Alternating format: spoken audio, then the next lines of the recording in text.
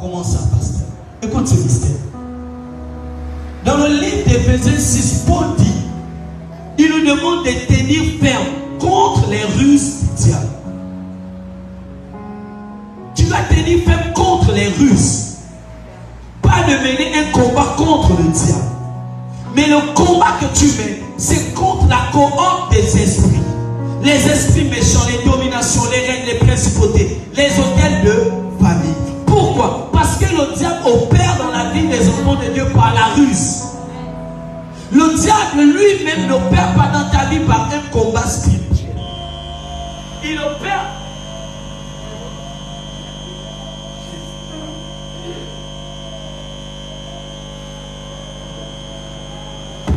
Jésus. Il opère dans ta vie par la ruse, pas par un combat spirituel. Le combat que tu mènes quotidiennement, c'est la cohorte des esprits méchants, les hôtels, les réclamations, les alliances que ta famille a eu à signer. Le diable séduit ta famille et ta famille part engendrer ou chercher des esprits. C'est contre ces esprits familiers que tu mènes un combat spirituel, mais pas contre Satan. Parce qu'en vérité, Satan, lui, il n'a pas besoin de mener un combat contre toi et tu n'as pas besoin de mener un combat contre lui. C'est de la religion. Satan, il opère par la ruse et il libère des esprits que toi-même, tu dois commencer à chasser. Écoutons ça, prenons Éphésiens, tu vas comprendre ça ce matin. Pasteur, qu'est-ce que tu es en train de mettre? Tu es en train de troubler ma religion ce matin. Non, je viens juste annoncer un mystère. Écoute ça. Prends le livre d'Éphésiens chapitre 6. Oh my God. Écoute.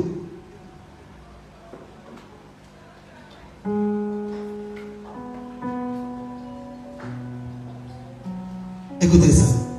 Si vous lisez le verset 14.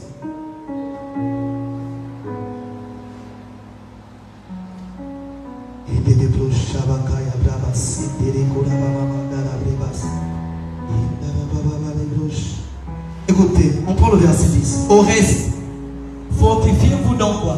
Dans le... Afin de faire quoi? Vous êtes à la page? Éphésiens. Quelle est la page? 6, verset 10. Au reste, qu'est-ce qu'on dit? Fortifiez-vous dans... Et pourquoi? Et par quoi? Alléluia. Fortifiez-vous d'abord dans le Seigneur. Et par sa force toute puissante.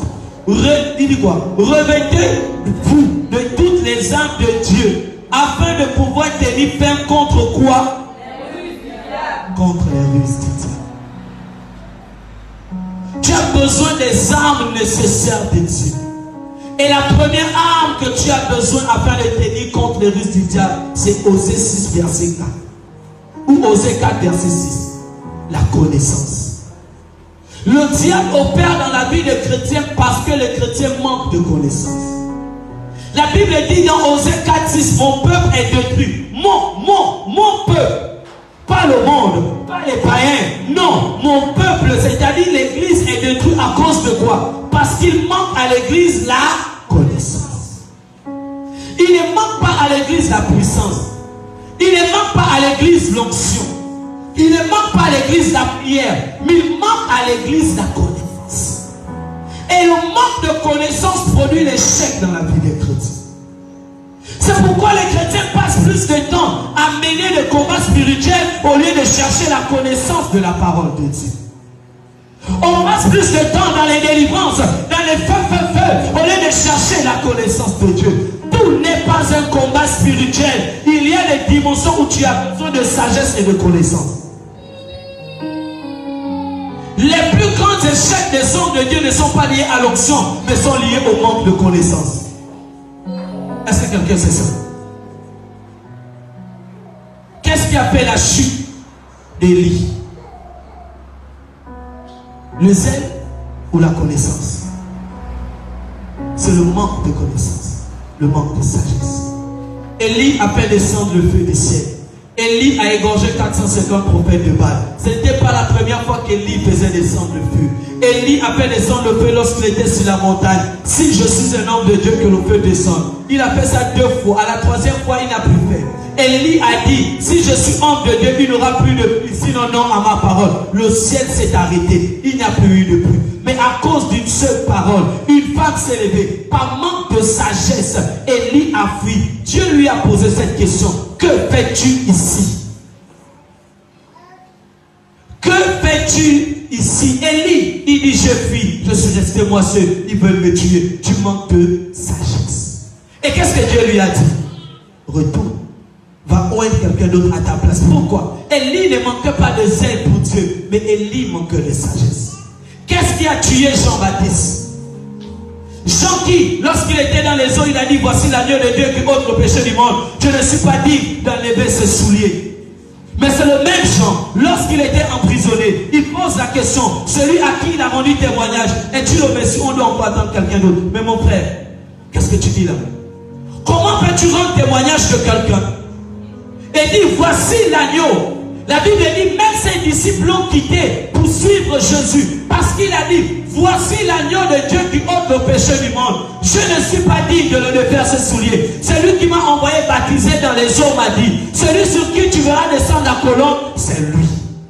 Jean, au sol du journée, a entendu la voix de Dieu. Mais Jean en prison, écoute ça, la difficulté peut te pousser à ne plus croire en Dieu. Je ne sais pas si quelqu'un a compris. La difficulté peut te pousser à ne plus croire en Dieu. Jean, parce qu'il était en prison, a mis en cause tout le témoignage qu'il avait donné de Jésus. Écoutez, Jean dit à ses disciples, allez se demander à Jésus, est-ce que c'est toi ou on attend encore quelqu'un d'autre? Mais c'est quoi? Le manque de sagesse. Et qu'est-ce qui se passe après le témoignage de Jésus? Jean a été égorgé. Jean a été comment? Égorgé. Le problème de l'église, ce n'est pas l'onction. Le problème de l'église, c'est la sagesse.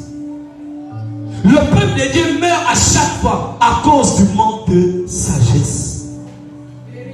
Tu as besoin de cette sagesse. Tu as besoin de cette connaissance. Parce que c'est la connaissance qui va te propulser dans les hauteurs. Si tu ne sais pas ce qu'on fait avec l'argent, même si tu as de l'argent, tu vas mourir.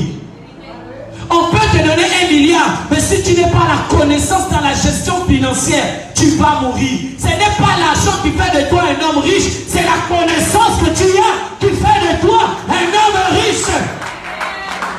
Mais est-ce que quelqu'un comprend ça ce matin? C'est la connaissance qui procure la richesse. Pourquoi l'église souffre?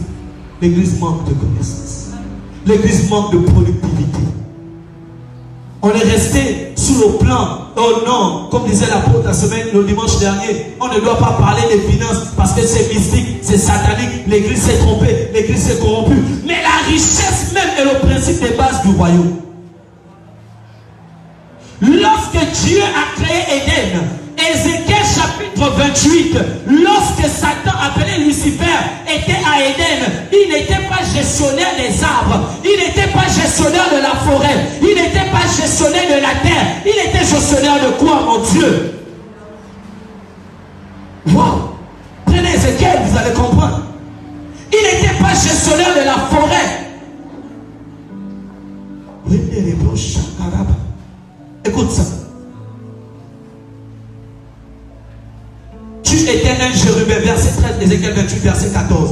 Tu étais un chérubin protecteur aux ailes déployées. Je t'avais placé et tu étais sur la sainte montagne de Dieu. Tu marchais au milieu des pierres intercédentes.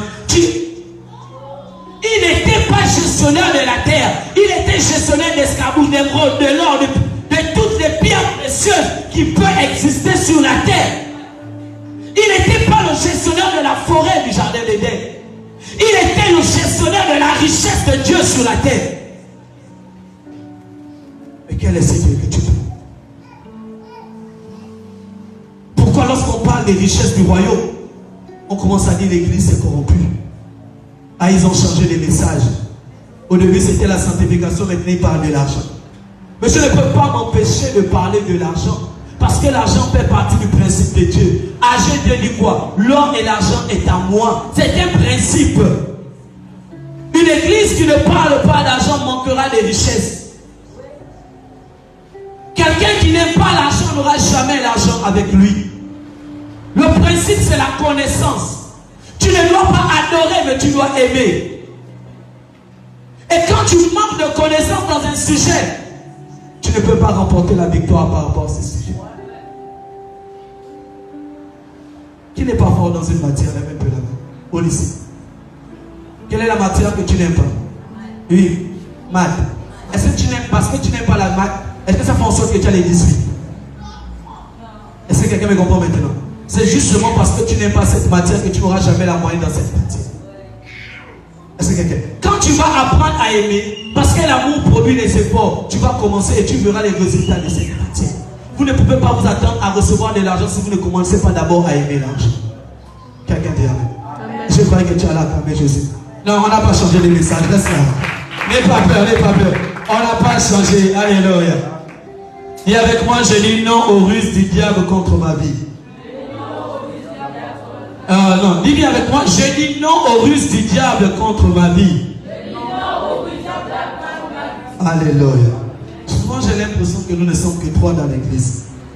Tu dois dire non aux ruses du diable. Nous sommes en fin d'année. Ne laisse pas l'ennemi opérer dans ta vie par la ruse. Ne laisse pas le diable opérer dans ta vie par la ruse. Le diable opère dans la vie des chrétiens par la ruse, afin de les convaincre qu'ils ne méritent pas, qu'ils ne peuvent pas, et que ce n'est plus possible pour eux. C'est toi qui dois dire à Satan, tu n'auras plus de pouvoir. Je dis stop au diable, parce que la ruse du diable ne va plus opérer dans ma vie. Oh, est-ce que quelqu'un comprend ça ce matin? S'il te plaît, prends ta Bible, Jacques chapitre 4.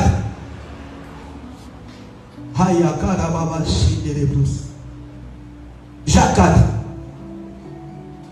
Oh, merci Seigneur. Verset 7.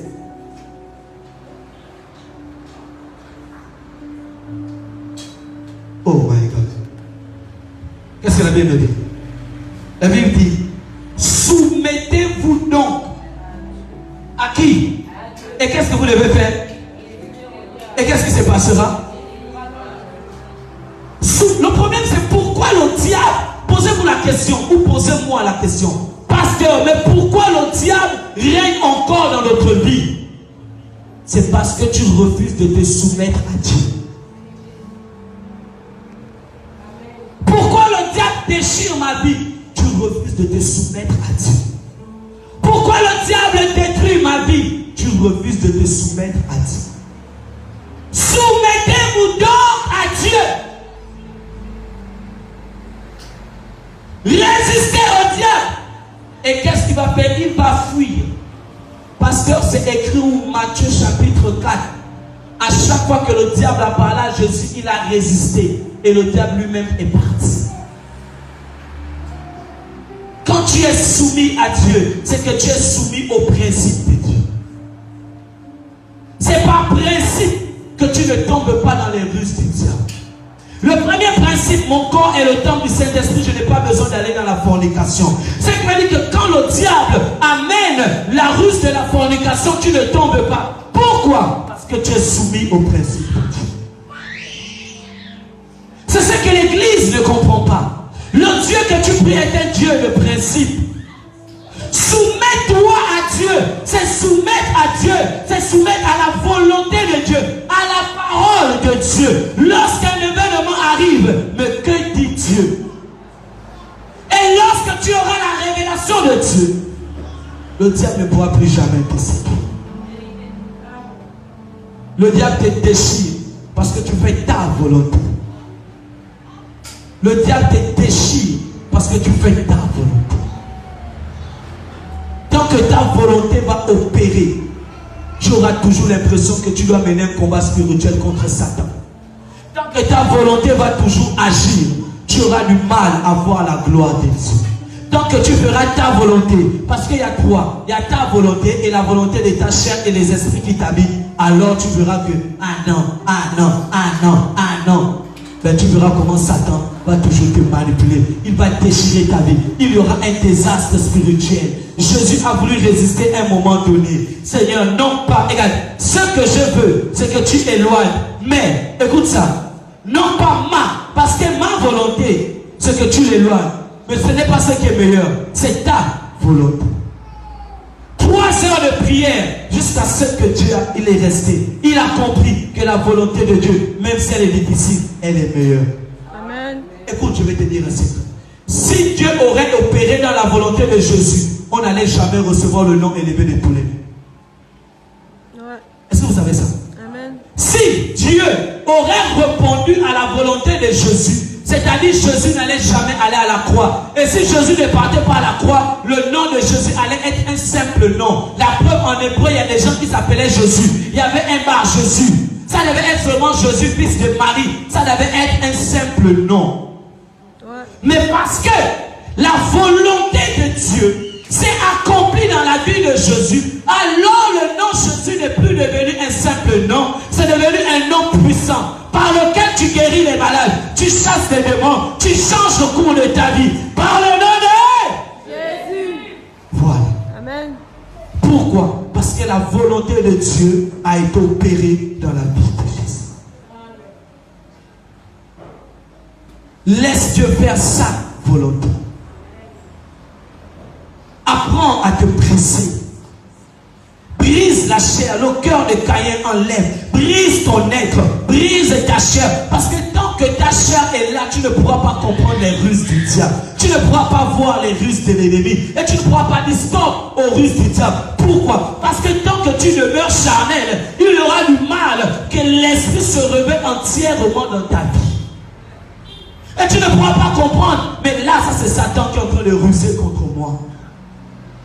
Soumets-toi à la volonté de Dieu. Soumets-toi au principe de Dieu. Soumets-toi à ce que Dieu dit. Ça te fait mal, soumets-toi. Tu fais contre ta nature, soumets-toi. Ce n'est pas ce que tu veux, soumets-toi. Lorsque tu vas être soumis à Dieu, tu verras que quand les ruses du diable vont venir, il va s'élever. C'est comme un enfant durant les vacances. Il fait des cours de cité. Et lorsqu'il va arriver durant l'année scolaire, il aura au moins 3 mois d'avance par rapport à tout le monde. Il aura déjà 3 mois d'avance et de connaissance par rapport à tout le monde. Tu dois dire stop au risque de perdre ta vie. Tu dois dire Satan, arrête de me parler, arrête d'agir, c'est trop. Écoute, je vais te donner un secret. Je l'ai déjà partagé une fois ici. Et je disais, le diable opère dans la vie des chrétiens par 3 dimensions. Ça, ce sont les 3 premières dimensions que le diable opère dans la vie des chrétiens. Et je suis dans le livre de Matthieu chapitre 4. La première dimension, c'est la faim. La faim qui est le symbole de la pauvreté. La première dimension. Vous savez, Jésus est dans ces temps d'onction et de prière. Et le diable lui dit, si tu es, transforme cette pierre en pain. Le problème n'est pas que je ne suis pas. Écoute ça. Si tu es, transforme cette pierre en pain. Jésus dit à Satan, l'homme ne vivra pas seulement de pain, mais de toute parole qui sort de la bouche de Christ. Le diable opère dans la vie des chrétiens par la faim, le symbole de la pauvreté. Et quand tu es pauvre, tu transformes les pierres en pain. Parce que tu es pauvre, tu transformes les pierres en pain. Pasteur, je ne comprends pas. Écoute, je vais t'expliquer. La pauvreté te pousse à aller dans des choses que Dieu ne veut pas. La pauvreté te pousse à la prostitution. La pauvreté te pousse à la mendicité. La pauvreté te pousse à être quelqu'un de bizarre. Tu transformes chaque pierre en pain. Tu te nourris des difficultés. Tu te nourris avec peine. Tu te nourris avec les problèmes. C'est la ruse du diable dans ta vie. Il crée d'abord le besoin. Et il laisse maintenant les esprits agir. Et ta chair agir. Et c'est ta chair qui transforme maintenant les pierres en pain. Or, ce n'est pas biblique. La pierre ne se transformera jamais en pain. Et pire encore quand il s'agit des chrétiens. Je vois des chrétiens, depuis que je prie, le chrétien lui-même transforme la pierre en pain. Il cherche des choses. depuis que j'ai pris, je ne vois pas Dieu. En tout cas, je m'avais cherché un travail. Tu pries à Massabé, tu pars travailler en tout. Et tu viens nous dire, Dieu a dit, l'homme mangera à la sueur de son front. La sueur, tu es en train de transformer la pierre en pain. C'est un mensonge spirituel. Vous savez, lorsque je fais l'étude biblique, je demande aux gens, et vous êtes là, je vais vous poser cette question. À qui Dieu a dit, l'homme mangera à la sueur de son front? Et à quelle période? Levez les mains. Dieu a dit ça à qui? Nous sommes écrits d'enseignement. Genèse chapitre 3. Dieu a dit ça à qui? Lève la main, je ne vais pas. Ça c'est déjà, comme on était au 6e, tu ne lèves pas la main pour que. Dieu a dit ça à qui? Lève d'abord la main. Ne dis pas Adam, oui, la sœur. À quel moment? Adam était dans quelle position? En position de pécheur, n'est-ce pas? Donc Dieu a dit au pécheur quoi? Est-ce que Dieu a dit ça à Adam quand Adam était encore dans toute sa gloire? Mais il a dit ça à qui? Au pécheur. Tu mangeras à la sueur de ton front. Donc pour toi, païen, c'est difficile. Tu vas transformer les pierres en pain. Mais pour toi, enfant de Dieu, va lire 2 Corinthiens chapitre 9. Qu'est-ce que la Bible dit? C'est lui qui donne de la sémence au sémeur et du pain pour sa nourriture. Ce qui veut dire que lorsque j'étudie la Bible, je n'ai pas besoin de transformer les pierres en pain. J'ai besoin de vivre de la parole de Dieu. Et la parole de Dieu me donnera ce qui est bon pour moi. Oh my God. Je dois rester au ciel. Je dois rester au ciel. Merci, quelqu'un me comprend ce matin. Donc tu dois résister face aux ruses du diable. Ne laisse pas le diable te convaincre. Et je vais te choquer. Satan n'a pas parlé hors parole. Il a parlé avec la parole. Satan n'a pas parlé avec un langage humain. Il a parlé avec un langage spirituel. Vous comprenez par là que le gars avec qui vous jouez, c'est quelqu'un de rusé. Il sait qu'il ne peut pas gagner le combat contre toi. Alors il va utiliser la ruse. L'apôtre nous avons enseigné ici le principe de Balaam. C'est quoi le principe de Balaam? La ruse. Balaam a prié combien de fois pour maudire le peuple d'Israël? 3 fois il a prié, 3 fois rien ne s'est passé. Vous savez ce qu'il a fait? Il a rusé. Prends tes filles, donne-les et tu verras comment Dieu va faire. La ruse, on ne mène pas un combat. Satan ruse dans ta vie. Et si tu ne comprends pas ces principes, la ruse du diable va te détruire. Une fois les enfants d'Israël se sont alignés au pied de Balaam, qu'est-ce qui s'est passé? Il y a eu la destruction. Israël a été rejeté. Israël a été maudit. À cause de quoi? La ruse du mal. La faim. Combien de fois le diable a opéré par la faim dans ta vie? Combien de fois le diable t'a fait transformer les pierres en pain? J'entends les chrétiens pleurer, prier. Si je suis chrétien, si réellement je suis chrétien, tu es chrétien. Ce n'est pas ta position qui changera ton identité, sauf si tu n'es pas converti. La question le diable a posée, si tu es enfant de Dieu, ce n'est pas parce que Jésus aura transformé la pierre en pain que ça fera de lui un enfant de Dieu. Il est enfant de Dieu, même quand il ne transforme pas la pierre en pain. Pasteur, tu es venu nous attrister et nous frustrer. C'est pas moi, c'est la parole. C'est pas moi. Même si ça t'attriste, prends ça. C'est amer. Mais prends quand même, mange le boulot. C'est pas parce que tu vas transformer que tu l'es. Il faut d'abord savoir que je suis enfant de Dieu par l'identité qui m'a été donnée. Si tu es le fils du président, donne-moi 1 milliard. Mais même si je ne te donne pas, je suis fils du président. Ce n'est pas ce qui va enlever mon identité. Donc parce que je t'aurais donné 1 milliard, ça... Oh my God. Est-ce que c'est mon milliard qui atteste que je suis ce que je suis? Je suis ce que je suis par l'identité que j'ai reçue. Est-ce que quelqu'un comprend ça ce matin? Ou bien je suis allé trop loin? Alléluia. Donc ton identité ne doit pas changer à cause des hommes, à cause du monde. Oh, tu es chrétien, tu pries depuis là. Les autres filles de ton âge, les autres gars de ton âge. Ok, mais je suis ce que je suis. Si je n'ai pas, ça ne va rien changer mon identité. Combien de fois tu à cause de ce que tu as entendu.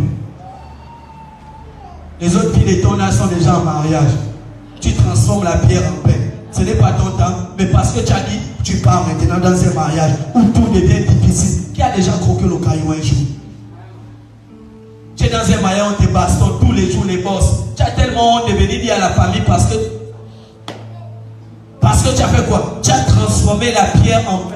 Hors temps, hors saison, hors... Non, tu es parti. Oh, les autres gars de ton âge, aujourd'hui tu as quel âge? À 30 ans tu es encore là, tu dors encore. Mais ça veut dire quoi? Oh, tu es là depuis, tu ne veux pas. Mais est-ce que parce que je serai parti, que ça va changer la personne que je suis? Je suis chrétien et je ne peux plus faire les choses dans la chair. J'ai besoin d'entendre la voix de Dieu. J'ai besoin de savoir ce que Dieu dit. Oh oui, maintenant Dieu est là. Est-ce que Dieu, j'entends souvent des gens, ah Dieu est là. Même Paul a travaillé. Je vais vous expliquer une vérité. Paul a travaillé une seule fois quand il a accepté le Seigneur. Et c'était à l'église de Corinthe. Sauf quand il a aidé le père de Timothée. Et pourquoi Paul a travaillé à Corinthe? Parce que Corinthe était un peuple impoli. Paul ne voulait rien recevoir d'eux. Il a dit dans le livre de Corinthiens, si je ne me trompe pas, je ne vous aime pas. Dieu le sait, je ne vous aime pas. Mais c'est je suis obligé de vous aimer. Et il dit, j'ai travaillé parce que je ne veux pas dépendre de vous, vous êtes impoli. Il les rappelle que d'autres églises ont subvenu à mes besoins. Donc les gens vont t'imposer un système. Et toi, sans révélation, sans connaissance de ce que Dieu veut de ta destinée, tu transformes les pierres en pain. Et quand tu tombes dans les embûches, dans les ruses du diable, tu dis, mais c'est quel Dieu qui m'a abandonné? Dieu ne t'a jamais abandonné parce qu'il ne t'avait jamais envoyé là-bas. Donc tu as laissé Dieu là où il était. Ce n'est pas Dieu qui t'a envoyé. Ce sont tes pensées, ta chair, tes émotions et les esprits qui t'animent.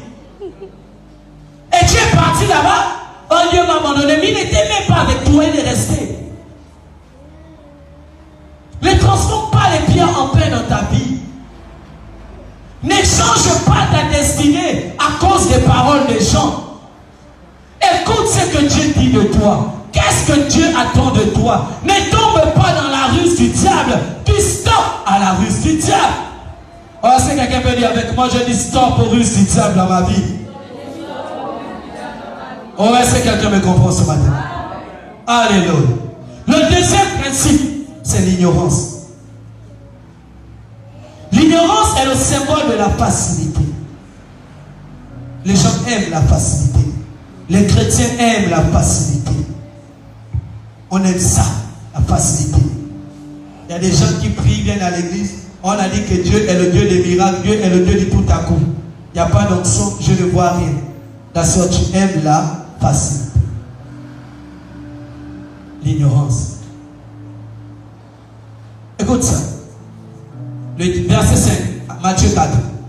Le diable le transporta dans la ville sainte et le plaça sur le haut du temple et lui dit, si tu es fils de Dieu, jette-toi en bas car il est écrit, il ordonnera à ses anges à ton sujet, ils te porteront sur les mains de peur que ton pied ne heurte contre les pierres.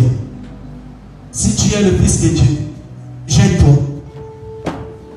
Oh my God. Pourquoi? Pourquoi je vais le faire? Si tu es le fils de Dieu, jette-toi. Combien de fois tu t'es jeté? Combien de fois tu t'es jeté? Combien de fois tu as eu à sauter dans le vide, croyant que c'était ça la volonté de Dieu?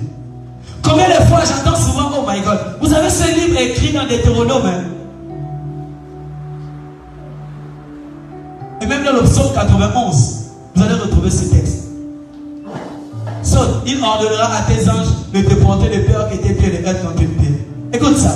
Combien de fois tu t'es jeté dans le vide à cause de la parole de Dieu, que tu croyais que c'était Dieu? Il n'est pas bon que l'homme soit seul.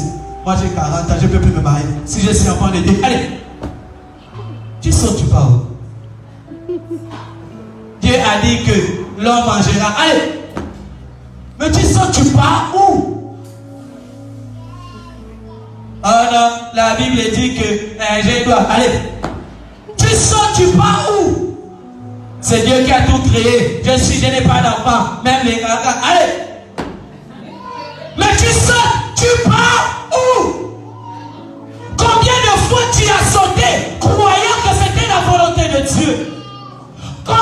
Toi, tu as sauté, croyant que c'était ce que Dieu veut. Satan a rusé par la parole de Dieu. Psaume 91, il ordonnera à ces hommes de te porter de peur que tes pieds ne heurtent. Saute. Toi aussi, tu sautes. Oh, sans consulter Dieu. Sans consulter Dieu. Parce que tu as entendu une parole, mais la Bible dit quoi? La lettre tue. La lettre tue. Mais l'esprit fait quoi? Il vivifie. Il redonne la vie. Oh, Dieu a dit, hey, je saute. Mais tu pars où la sœur?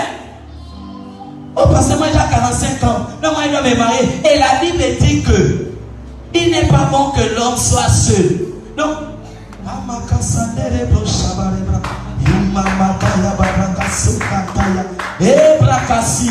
mon peuple est détruit faute de connaissance. L'ignorance procure la facilité. Quand tu es ignorant, tu aimes la facilité. Quand tu es ignorant, tu aimes la facilité. Et la facilité te pousse à sauter dans le vide. Et quand tu sautes, aucun ange ne te rattrape. Aucune branche ne te rattrape. Tu tombes, le cou se casse et tu meurs. La facilité. L'ignorance procure la facilité. Oh, l'Église. Mon peuple est détruit parce que lui manque la connaissance. Le diable ruse. Si vous lisez Apocalypse chapitre 20, au verset 3, la Bible dit, celui, l'accusateur. Non, excusez-moi, il faut que je lise ce texte. Pour que tu comprennes un peu ça. Le diable, c'est quelqu'un de mauvais. Il va te corrompre. Il va te faire croire que tu es dans la volonté de Dieu. Or, Dieu t'a déjà abandonné depuis longtemps. Écoute ça. Il le jeta dans la Bible et ferma et scella l'entrée. Apocalypse 20, verset 3. Au-dessus de lui, afin qu'il ne séduisît plus. Est-ce que quelqu'un comprend ça? Il ne fait plus quoi? Il ne séduisit plus. Je ne sais pas c'est quel temps, mais j'essaie un peu de comprendre si c'est le passé ou le présent. L'imparfait, je ne connais pas. Voilà. Il ne séduisit plus les. Donc ce qui veut dire qu'il faisait quoi? Il m'accade. Ah, le français c'est bien. Acclame un peu Jésus. Acclame un peu Jésus. Alléluia. Afin qu'il ne séduise. Donc le travail. Écoute, Satan n'a pas été jeté dans la Bible pour 1000 ans à cause des œuvres qu'il faisait, mais il a été jeté dans la Bible pour 1000 ans à cause de quoi? Pour l'empêcher de séduire. Parce qu'il faisait quoi? Il. Oh, je croyais que tu allais acclamer Jésus. Est-ce que tu comprends ça? Donc, tu mènes des combats inutiles. Ah, Satan sort. Tu lèves. Non, arrête. Je dis stop à toute forme de séduction satanique dans ma vie et à toute ruse diabolique dans ma vie. Mais pour dire ça, tu dois te soumettre. Tu dois être assis quelque part. Tu dois. Est-ce que quelqu'un comprend ça? Regarde ici, regarde l'image. Tu dois être assis quelque part pour que le manteau te couvre. Pour que. Je ne sais pas si quelqu'un a compris ce que je dis dans le vie. Tu dois être assis. Parce que quand l'enfant est entre les cuisses de sa mère, il ne peut jamais partir. Regardez le bébé là. Là, il est assis. Tu l'appelles, il prend le bambou, il répond. Il ne va pas rester avec toi. Il répond. Papa, il n'a pas confiance en toi. Il croit en ce que tu as, mais pas en ta personne. Satan, tu veux me séduire, je n'ai pas confiance en toi. Même ce que tu me proposes est bien, mais je reste à côté de moi. Est-ce que quelqu'un me comprend sur la terre? Parce que le diable opère par la ruse. Dieu dit non, il doit être enfermé afin qu'il ne séduise plus les nations. Parce qu'il a passé son temps à séduire les nations. Satan t'a séduit. Tu as tellement crié, je veux le mariage, je veux mon miracle aujourd'hui. Mon miracle aujourd'hui. Satan dit, j'arrive là pour te donner ton miracle aujourd'hui. Je m'appelle Lucifer. Quel est ton miracle? Oh Seigneur, je veux le mari, tu sais que depuis longtemps. Ok. Tu veux quel genre de. Un mari riche. Après, tu t'envoies un rose chrétien et tu commences à pleurer. Tu ne fais plus les enfants. Tu commences à prier. Pasteur Osé, ça c'est quel mari que Dieu m'a donné. Oh pourtant j'ai dormi, je l'ai rêvé. Oh pourtant j'ai dormi, je l'ai vu. Je suis allé voir un prophète. Le prophète m'a dit que c'est lui. Non, non, non, non, non. Satan est un ange de lumière. Il séduit les nations. Il vient et il prend des formes pour te disqualifier de la grâce de Dieu. Pourquoi? Parce qu'il sait que tu n'es pas assis. Il sait que tu n'es pas au périmètre. Il sait que tu n'es pas dans la couverture. Le psaume 91 verset 1, c'est lui qui demeure sous l'abri du Très-Haut. Qu'est-ce qu'il fait? Il repose à l'ombre du Tout-Puissant. Yes. Et si tu n'es pas à l'abri du Très-Haut, tu n'es pas à l'ombre. Et si tu n'es pas à l'ombre, tu es exposé. Les gens crient, Kémine tombe à gauche, mais pourquoi il ne tombe pas? Mille tombe à gauche, 10 000 à mon côté, je ne serai pas à terre. J'ai un écran de dit, pourquoi ça n'agit pas? Pour que ça agisse, tu dois d'abord être. Ça n'agit pas. Acclamez Jésus. Amen. Le jeune est bien, le jeune. Pour que ça puisse agir, tu dois d'abord être. Tant que tu n'es pas, ça ne pourra pas agir. Le diable va te massacrer avec sa cohorte de démons. Tu vas vivre, tu tombes malade, tu auras la grippe, l'épilepsie, toutes les maladies vont t'atteindre. La mort va t'atteindre. Pourquoi? Parce que tu n'es pas à l'abri du Très-Haut. Tu crois que tu es dans le bâtiment, or tu n'es même pas sur le chemin du bâtiment. Tu es très loin. C'est l'écho des mouvements des pas qui se font dans le bâtiment qui te fait croire que tu es à l'intérieur du bâtiment. Écoute ça, qu'est-ce que tu vas encore dire, pasteur? Les gars ont fui le camp parce qu'ils ont cru qu'une armée arrivait. Or que c'était 4 lépreux qui étaient en train de marcher.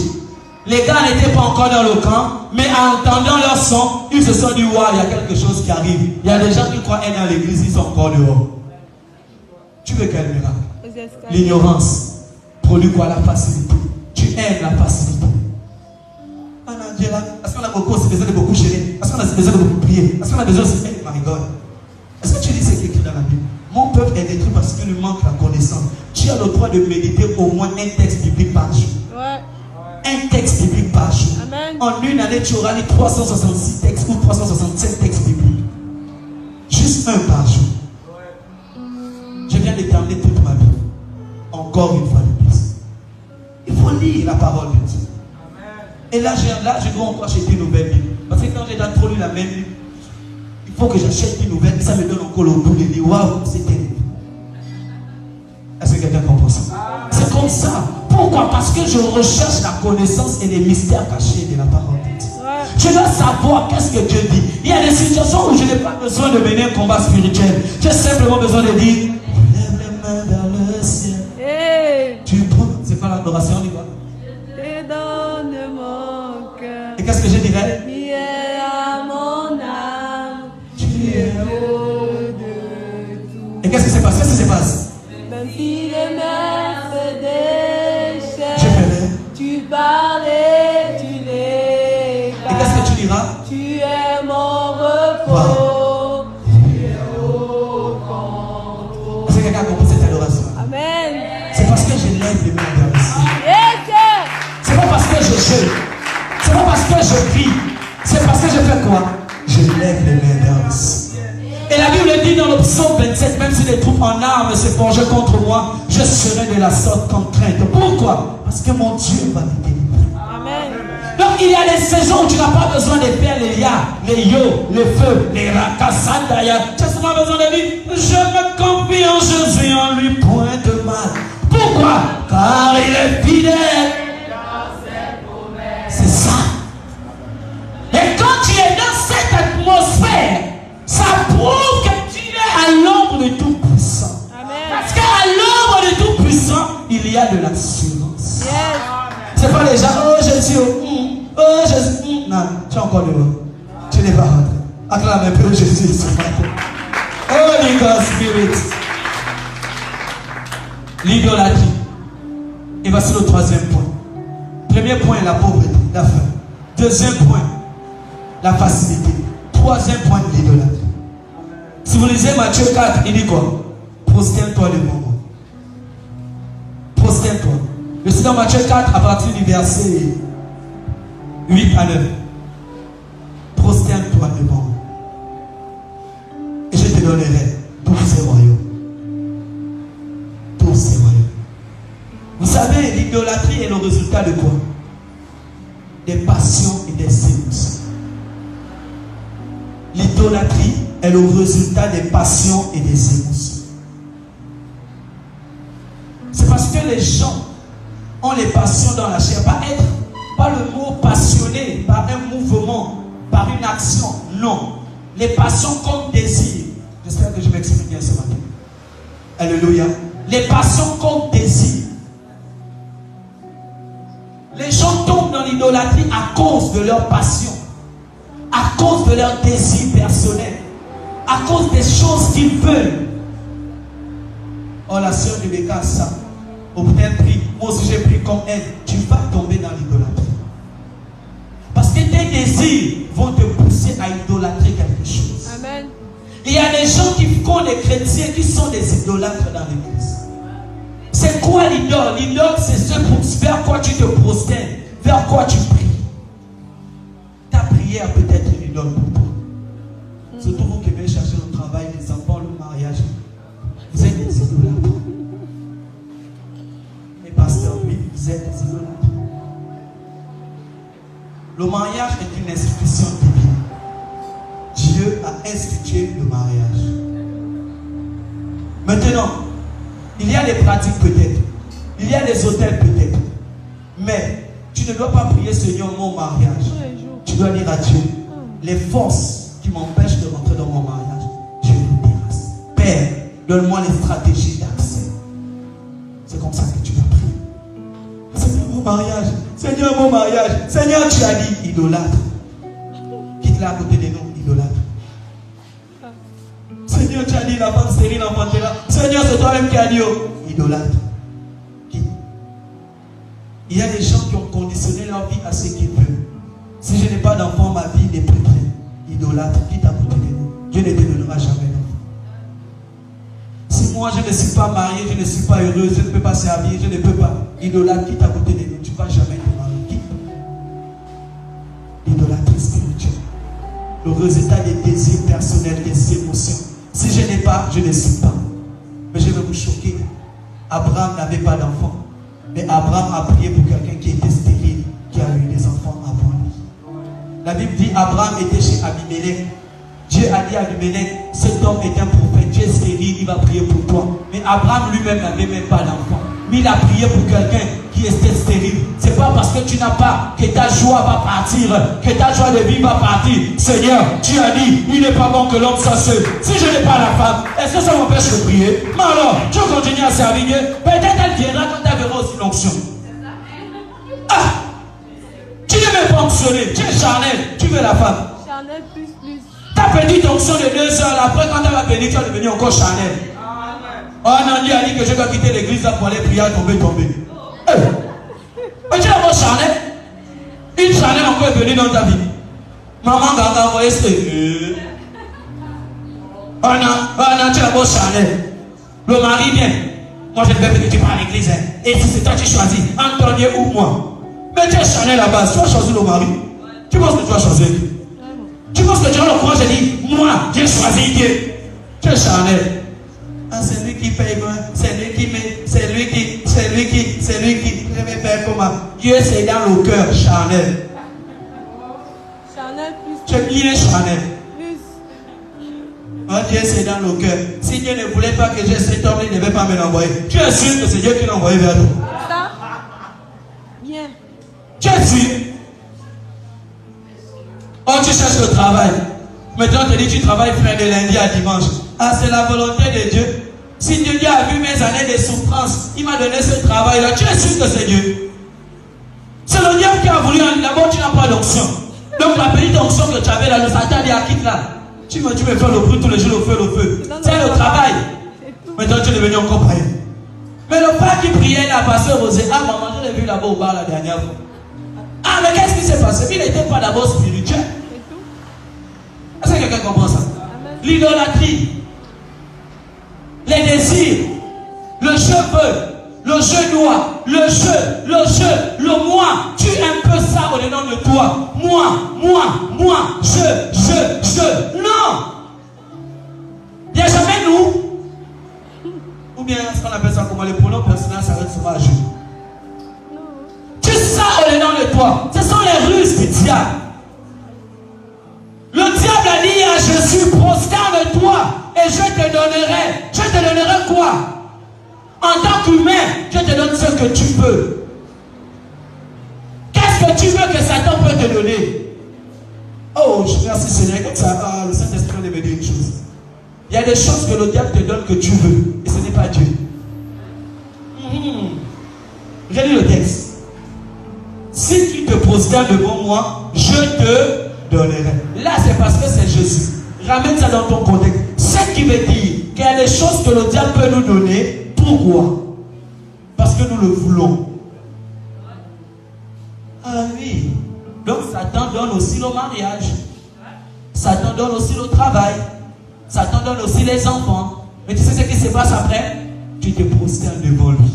Tu ne vas pas voir Satan, mais tu vas voir un homme vers qui tu vas te prosterner. Il va conditionner ta vie spirituelle. Déjà que tu n'es pas spirituel, il va encore te conditionner. Tu n'es pas plus à l'église. La soeur va venir en cachette. Ah, pasteur, je ne peux pas durer. Sinon, l'homme là, c'est qui? C'est un démon. Tu as tellement peur que même son prénom, tu as oublié. Tu dis seulement l'homme là. La soeur, quitte le mariage. Si le pasteur te dit quitte, tu vas dire, oh, est-ce que tu peux t'occuper de moi? Reste dans ton mariage, continue dans la chaîne. Est-ce que quelqu'un me comprend ce matin? Parce que si je te dis quitte, tu as dit, est-ce que tu peux prendre soin de moi? Non, moi je ne peux pas. Mais si tu fais confiance à Dieu, il pourra. Mais comme tu ne veux pas, reste dans ta position. Le diable utilise l'idolâtrie à cause des désirs humains, à cause de ta propre chair, à cause de ce que toi tu veux. Et par ce que tu veux, le diable te conduit dans son message. Et tu crois que c'est Dieu. Oh, Dieu m'a béni. Oh, Dieu m'a rendu prospère. Oh, Dieu m'a fait. Mais vous vous posez des questions. Pourquoi le frère qui venait à l'église quand il était chômeur, dès qu'il a trouvé le travail, il ne vient plus à l'église? Mais c'est vrai. C'est simplement le diable. La Bible est claire. Dieu fait toutes choses bonnes et parfaites. Et il fait toutes choses comment? En son temps. Il dit quoi? La bénédiction de Dieu fait quoi? Elle ne s'accompagne d'aucun chagrin. C'est quel travail qui te met dans la honte de ta propre église? C'est quel mari qui te fait honte, qui te donne la honte? Tu n'as même pas envie de dire aux gens que tu es en mariage. Parce que, mais c'est quoi? La bénédiction de Dieu ne se fait suivre d'aucun chagrin. Quand Dieu t'a béni, il n'y a pas de chagrin. Quand Dieu t'a béni, il y a la joie. Quand Dieu t'a béni, tu peux chanter. Il y a un feu qui brûle en moi. C'est le feu. Pourquoi? Il y a la joie de Dieu en toi. Tu es fière. Tu es orgueilleuse dans le bon sens. Ouais. Il a dit que quand la chante Rebecca chante, elle met la main gauche pour montrer aux autres soeurs célibataires qui regardez bien le doigt là. Mais est-ce que vous ne voyez pas? Parfois Dieu te fait un feu. Pourquoi? Parce qu'il y a la joie dans son cœur. Mais il y a des gens parfois, comme il n'y a pas la joie, parfois elle enlève la bagosse et met dans la poche et pas. On voit seulement le signe de la marque. La soeur, tu es mariée. La bague de rouage, bien à la maison, c'est dans ta poche, dit la vérité. Mais comme il n'y a pas la joie du foyer, parce que ce n'est pas la bénédiction de Dieu, c'est ta force et ton chagrin. Et le diable t'a séduit. Tu es obligé de les cacher. Parce que nous sommes nombreux dans cette vie. Passons à autre chose, on y va avancer. Alléluia, acclame un peu Jésus s'il te plaît. Est-ce que tu peux acclamer Jésus?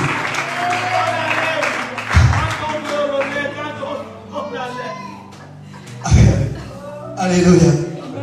Tu n'es pas obligé de manger les plats de Satan. Est-ce que quelqu'un commence à se battre? La ruse. La ruse. Vous savez, le diable est tellement rusé. Le diable est rusé, Église. Le plus grand combat que tu mets dans ta chair, c'est la ruse. Le diable est tellement rusé qu'il peut te faire croire que là tu es dans la volonté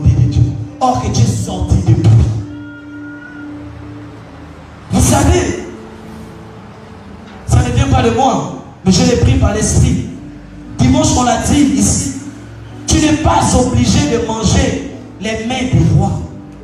Le roi c'est qui? Le roi c'est le monde. Le roi c'est ce que le diable te propose. Tu n'es pas obligé de faire comme les autres. Et on a étudié le livre de Daniel, c'est vrai qu'on l'a pas étudié, mais on l'a annoncé. Daniel chapitre 1, verset 8 à 13. Lorsque Daniel arrive à Babylone, celui qui était censé les garder dit à Daniel, le roi a dit que vous tous, vous devez manger ces restes.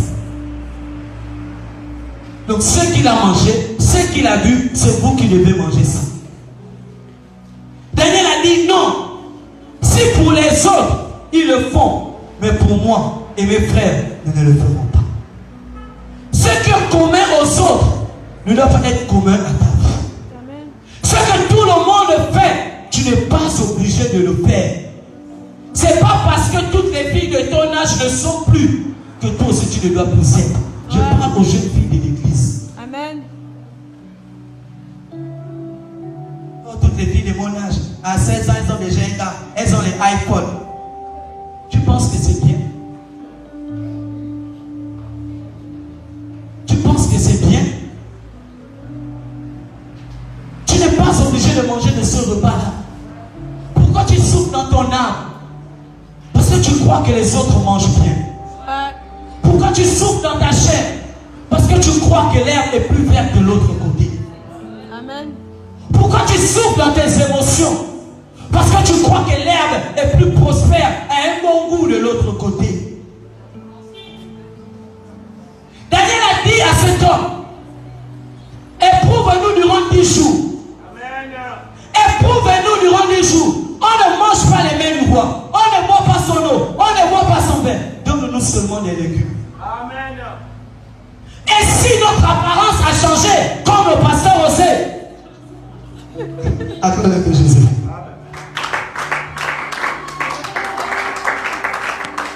Si notre apparence, au bout des 10 jours, a changé comme le pasteur osait, oblige-nous à manger les repas. Mais avant ça, ne nous oblige pas. C'est un temps de sagesse et de réflexe. 10, c'est le chiffre de la loi. 10, c'est la parole dans la numérologie hébraïque. Tu n'es pas obligé de faire comme les autres. Tu n'es pas obligé de manger ce que les autres mangent. Je vous ai enseigné ce mystère ici. Le poisson n'est pas rentré dans l'arche. Est-ce que ça fait qu'il n'y ait plus de poisson? Non, regardez à l'écart. Beaucoup même. Est-ce que c'est parce que le poisson n'est pas rentré dans l'arche que le poisson n'existe plus? Nous sommes inquiets. Est-ce que quelqu'un peut me comprendre ce matin? Ou bien c'est moi qui parle mal? Non. Je vous pose la question. Est-ce que parce que le poisson n'est pas rentré dans l'arche, ça fait en sorte que le poisson n'existe plus? Non. Donc tu n'es pas obligé de faire ce que les autres sont en train de faire. Tu n'es pas obligé d'être comme les autres sont. Ça ne va pas te tuer. Ça ne va pas te changer. Au contraire, tu seras plus nombreux que les autres. Yes. Il y a plus de poissons sur terre que les animaux. On peut compter les gorilles, mais on ne peut pas dénombrer tous les poissons du monde. Jamais. Au bout, il n'était pas dans l'arche. Il n'était pas dans l'arche. Révélation. Est-ce qu'il était dans l'arche? Ou c'est le pasteur Osée qui invente? Il n'était pas dans l'eau. L'eau n'est pas montée jusqu'au sommet des collines. Est-ce que vous avez vu les poissons flotter, cloc, cloc? Ils sont restés là. Est-ce que la Bible dit que quand il y a eu inondation, il y a eu que les gros poissons, les baleines qui ont résisté? Non. La Bible est un principe. Il en sera comme le jour de Noé. Les hommes vont se marier, ils auront des enfants. Donc il y avait des bébés poissons le jour là. Mais est-ce qu'il y avait des bébés poissons qui ont fait l'eau, je me suis noyé? L'eau est tellement grande que moi je suis un bébé poisson, je me suis noyé. Non. Ils étaient là. Ils sont restés. Les autres ont fui. Les autres sont fuis. Et ils sont restés. Les autres sont venus les trouver. Ils étaient toujours là. Oh, acclamez pour Jésus. Daniel a dit, ne nous force pas à manger cette nourriture. Ne nous oblige pas à manger cette nourriture. Le centenier avait peur. Ils ont fait 10 jours. La Bible dit, ils c'était comment? Plus rayonnant que les enfants. Qui, regarde, la Bible ne dit pas qui mangeait, qui se souillait, oh my God, qui se souillait avec les plats du roi.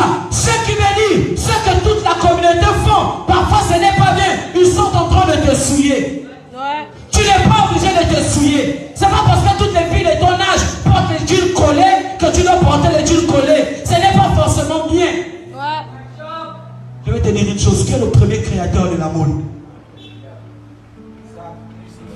Lucifer. Il a créé la mode au jardin d'Éden. Et sa mode, c'est toujours l'impudicité. C'est le genre d'habit qu'il a donné à Adam, hein? Prenez 2 feuilles, cache tes seins, cache le vent et laisse le corps dehors. Donc les habits que vous portez là, c'est l'impudicité satanique.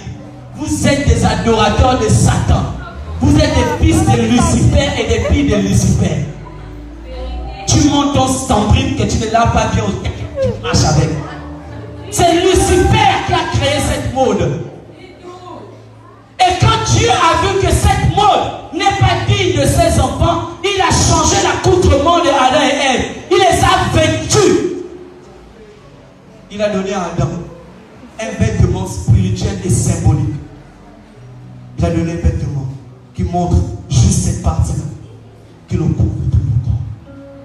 Pourquoi Dieu a laissé le côté droit d'Adam ouvert? Ça veut simplement dire que ta force sera exposée. Ta force sera éprouvée. Je ne cache pas ta force, mais ta force sera éprouvée. C'est pourquoi les vêtements d'avant étaient comme ça pour les hommes. Le côté droit était toujours dehors. Et à la femme, il a caché toute sa nudité. Donc quand on te dit habille-toi bien, oh le pasteur il est amoureux. Je vais être amoureux de quoi? Il y a un homme de Dieu qui a dit, un manioc, vous allez, quand on expose un manioc, toutes les mouches viennent. Mais est-ce qu'on vend le manioc qu'on expose ou on vend les maniocs qui sont cachés? Qu'est-ce qu'on vend? C'est ce qui est. Mais ce qui est exposé, c'est pour qui? Les mouches. Donc il y a bien les mouches qui viennent voir ce qu'on expose. Ils viennent, les gens passent, ils regardent la couleur. La couleur là ne me plaît pas. Ils passent. Donc quand tu t'exposes, il n'y a que des mouches qui viendront vers toi. D'autres passeront pour te regarder. La fille là, elle ne me plaît pas, c'est pas mon genre. Mais si tu es caché, toujours couvert, les gens chercheront à découvrir. Mais c'est quel genre de vie? Mais pourquoi?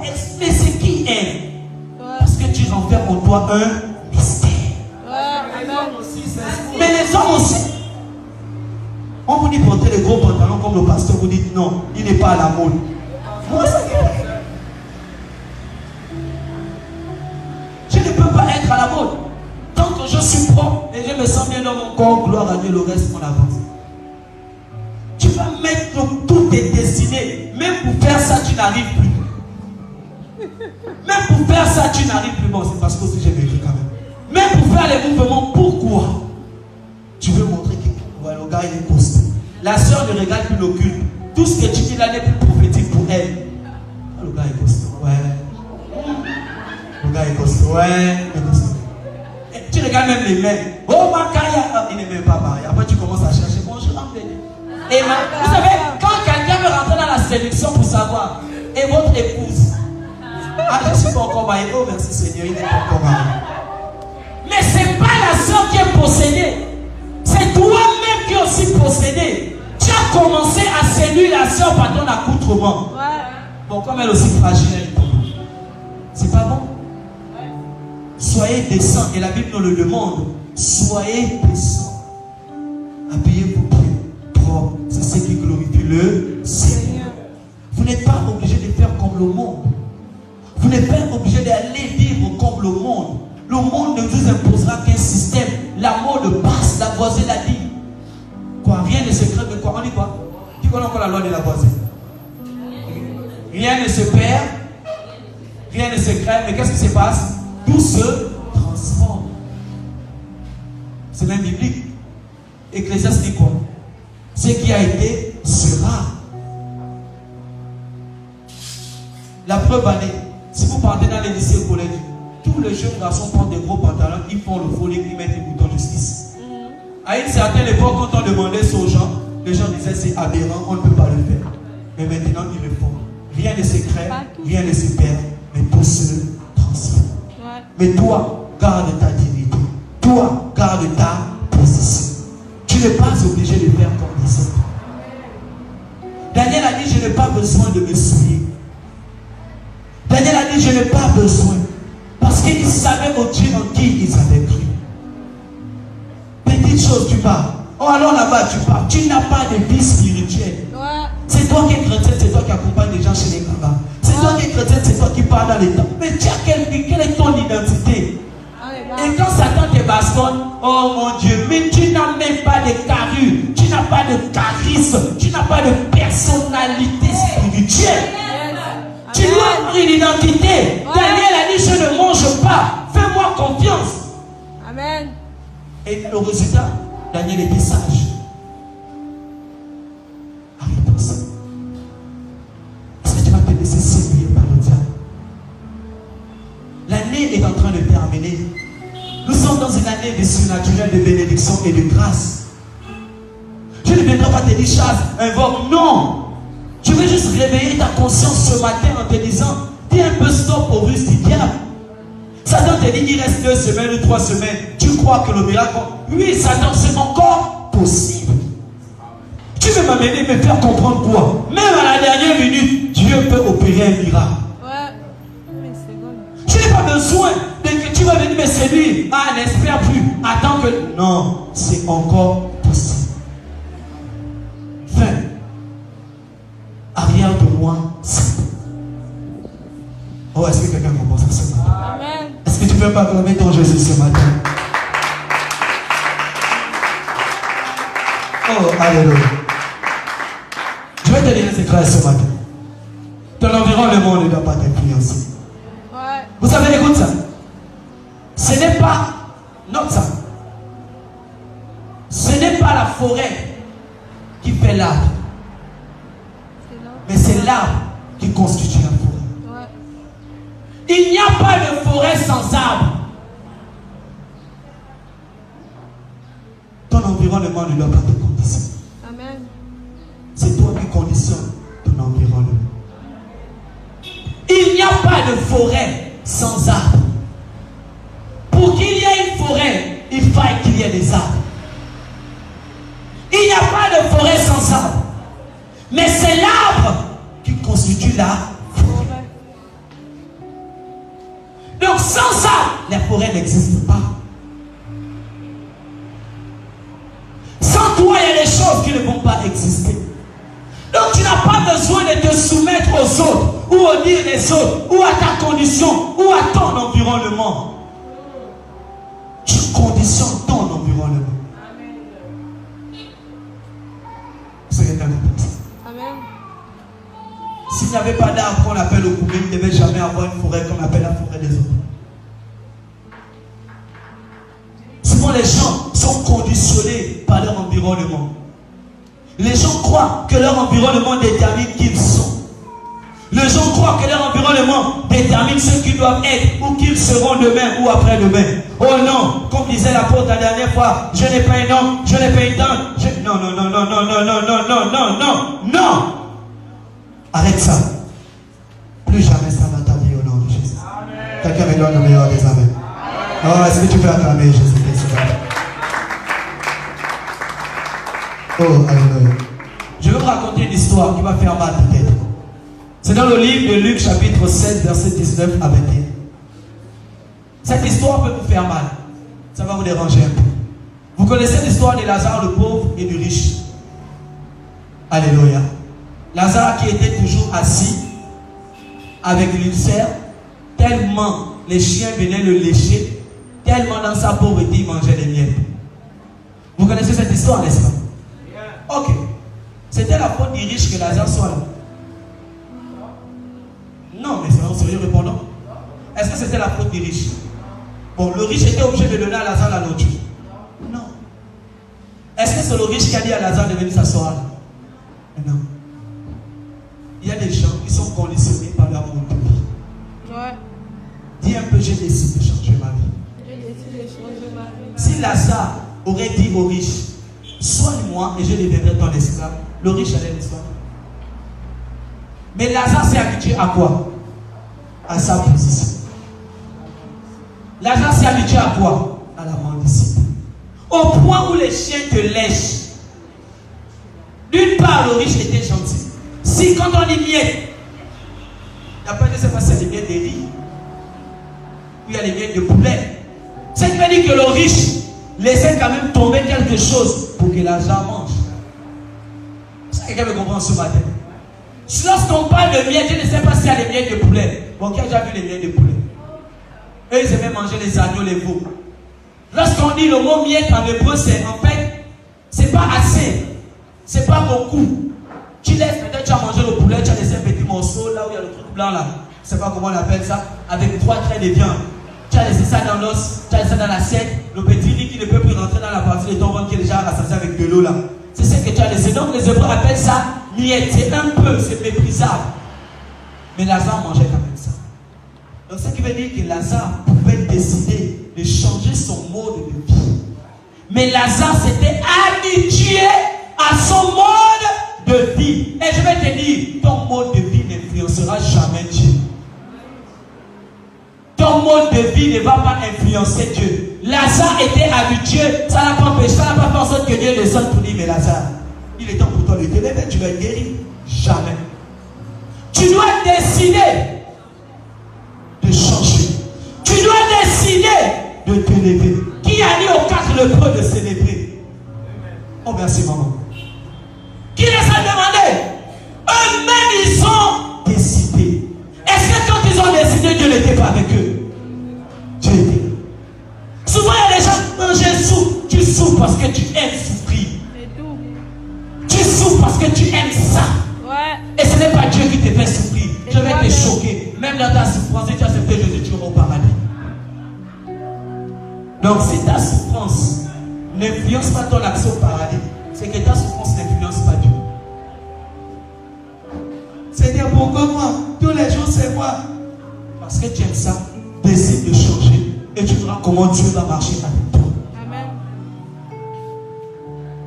Lazare s'était habitué à rester là. Les chiens te lèchent. Écoutez ça. Il n'est pas le seul à avoir la lèvre ou les ulcères. Job a eu une ulcère malin. Lui, il a eu une ulcère comme maladie. Mais Job a eu ce qu'on appelle l'ulcère malin, venant du diable, comme malédiction. Donc c'était pire. Job ne s'élevait plus. Il était assis. Lui au moins il s'élevait pour aller fouiller peut-être la poubelle, manger et revenir s'asseoir à la porte. Mais Job, dès qu'il est rentré dans son petit temple, il est resté là-bas jusqu'à ce que Dieu le guérisse. Mais est-ce que ça empêchait Job de prier? Est-ce que ça empêchait Job de parler? Est-ce que ça empêchait Job de se plaindre? Pourquoi? Parce que Job n'avait pas accepté cette situation. Job avait dit ça ne peut pas être possible. Je ne peux pas être chrétien et vivre ce mode de vie. Mais c'est quelle faute? C'est quelle vie? C'est quelle vie? Job a prié. Job s'est levé. Comme il savait que je n'ai pas de force, au moins je peux prier. Jusqu'à Dieu, je dois. L'apôtre dit Simon quoi? Saturer le ciel. Job a tellement saturé le ciel qu'au chapitre 40, Dieu lui-même est descendu. Dieu lui-même est descendu pour parler avec Job. Ce qui veut dire que d'une part, Dieu attend aussi que tu te lèves dans la prière. Amen. N'attends pas le pasteur aussi. Dieu attend que tu te lèves. Si Dieu constate, Dieu n'est pas le Dieu des paresseux. Dieu n'est pas le Dieu des négligents. Dieu que tu pries n'est pas le Dieu des faibles. Dieu n'est pas le Dieu des religieux. Il est le Dieu des personnes fortes. Des personnes qui décident. Il est le Dieu des vaillants héros. Il est le Dieu des conquérants. Il est le Dieu des décideurs et des bâtisseurs. Il n'est pas le Dieu des lâches. Il n'est pas le Dieu des paresseux. Il n'est pas le Dieu des murmureurs. Il n'est pas le Dieu des gars des gens qui passent le temps à se plaindre. Les gens regardaient Lazare, mais personne n'agissait en sa faveur. Oh, les gens ne me voient pas dans ma pauvreté. Tu peux venir avec les habits déchirés, ça ne va pas m'influencer. Je Je vais te regarder avec mes yeux. Change. Lève-toi.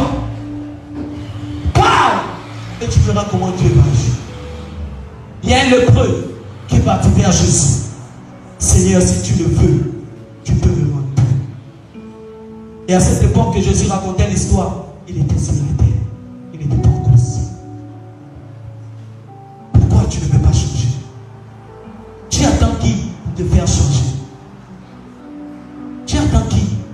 Dieu ne descendra qu'à l'avènement. Si c'est Dieu que tu attends pour descendre, bon courage. Que ton Dieu te fortifie. Continue à attendre.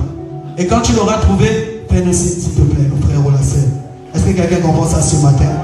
Est-ce que tu peux acclamer Jésus ce matin? Alléluia. Tu as le droit de décider. Tu as le droit de te lever. Tu as le droit de dire cette situation ne va plus perdurer dans ma vie. Tu as le droit.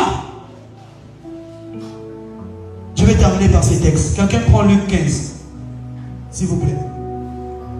À partir du verset 11.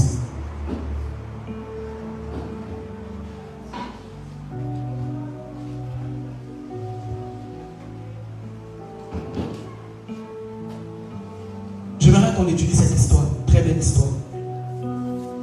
On y va, Luc chapitre 15, verset 11. Luc chapitre 15, verset 11. Oui, je veux juste qu'on puisse lire le début. Il dit encore, Oui, un homme avait un fils. oui, Le plus jeune dit à son père, mon père, donne-moi la part de bien qui doit me revenir. oui. Et le père leur partagea son bien. Peu de jours après, Oui, le plus jeune fils, ayant tout ramassé, oui. partit pour un pays éloigné, Hein? où il dissipa son bien en vivant dans la débauche. Alléluia. Amen. Amen. Amen. Prends à partir du verset 16 au verset 17. Verset 16. Il aurait bien voulu se rassasier les courages que mangeaient les pourceaux, Wow. mais personne ne lui en donnait. Wow. Étant rentré en lui-même, Nous, si on revient sur la phrase. il aurait bien, Non, on revient au verset 17. étant rentré en lui-même, Étant, après quoi? Qu'est-ce qui fait en sorte qu'il rentre au-dedans de lui-même? Quand il a bénéfice. Il est dans une position de souffrance et de misère, n'est-ce pas? Ou c'est le pasteur qui invente? C'est ça, non? Il est dans une position où il souffre. Il ne mange pas bien. Il est là. Est-ce que il s'est dit, bon, ah, mon père est riche, mais je ne retourne plus. La Bible nous dit quoi? Étant rentré en lui-même. Il a fait l'autocritique. Il s'est analysé. Il s'est posé des questions. Il a dû prier. Il s'est dit, est-ce que cette situation-là, je vais demeurer dans cette position? Seigneur, est-ce que j'ai le droit? Est-ce que je dois mourir comme ça? Est-ce que je dois rester comme ça? Et qu'est-ce qui s'est passé quand il rentre en lui-même? il se dit, Oui. combien de mercenaires chez mon père ont du pain en abondance, et moi, ici, je meurs de faim. Je me lèverai, j'irai vers mon père, et je lui dirai, mon père, j'ai péché contre le ciel et contre toi. Je ne suis plus digne d'être appelé ton fils. Traite-moi comme l'un de tes mercenaires. Alléluia. Et il se leva, Et il alla vers son père. Amen. Dispose. Vous savez, tu dois décider. Non, tu dois décider de changer ton mode de vie.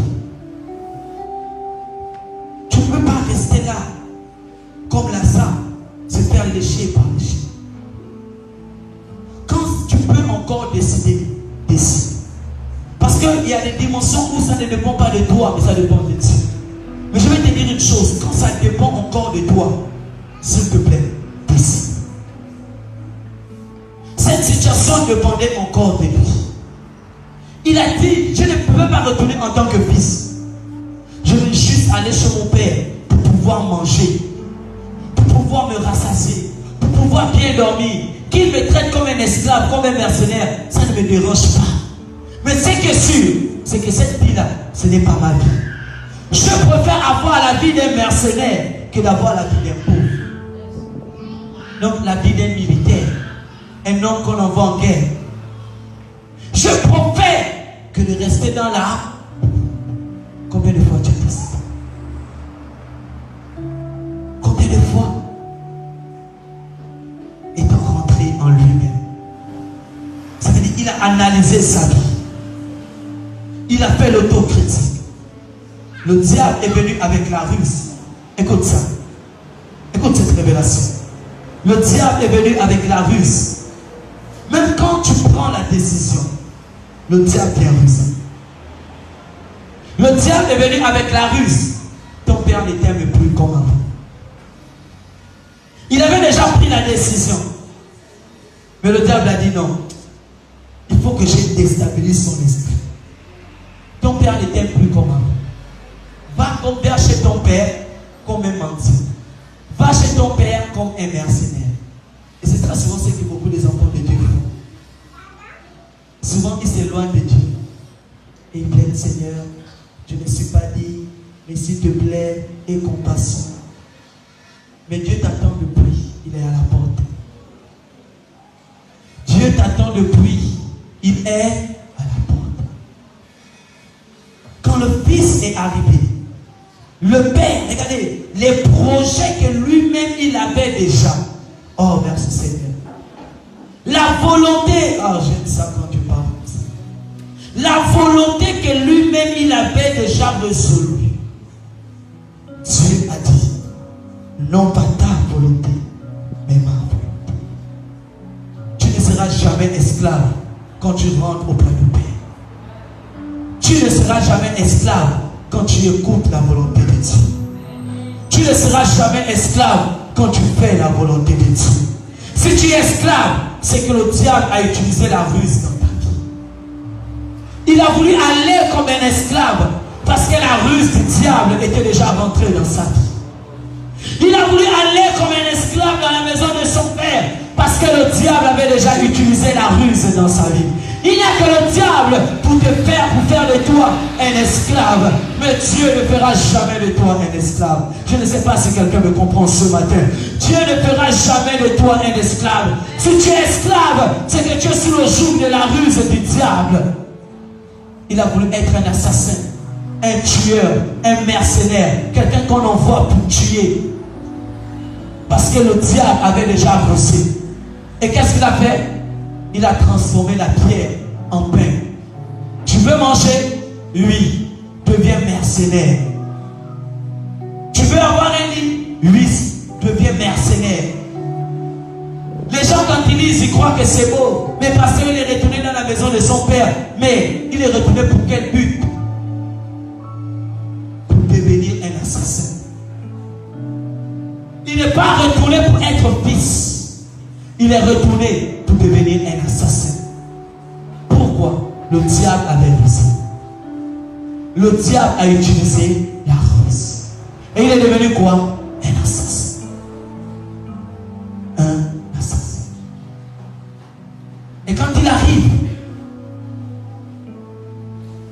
nul ne rentre dans la présence de Dieu et retourne la même personne. Si tu ne changes pas et que tu es dans l'église, va à la mosquée. Sérieusement. Va à la mosquée. Nul ne rentre dans la présence de Dieu et retourne lui-même. Le Fils est venu au pied du Père. Père, je ne suis pas digne d'être appelé ton Fils. Au moment où lui croit qu'il n'est pas digne, Dieu dit tu es plus que digne. Ce que tu avais perdu, écoute ça, je te le redonne encore plus. La place que tu avais perdue, je te redonne encore cette place. L'héritage que tu avais perdu, je te redonne encore cet héritage. La bague d'autorité que tu avais perdue, je te redonne encore cette autorité. Nous ne perdons pas notre place lorsque nous sommes assis au pied du Maître. Tu ne perds pas. Mais ce sont les ruses du diable qui t'éloignent de Dieu. Ce sont les ruses du diable qui te mettent sur l'esclavage. Le diable te dit tu es pauvre, tu n'as pas d'argent. Le diable te dit tu ne peux pas participer à un événement. Le diable te dit tu n'as pas assez. Mais Dieu te dit tu as. Tu as.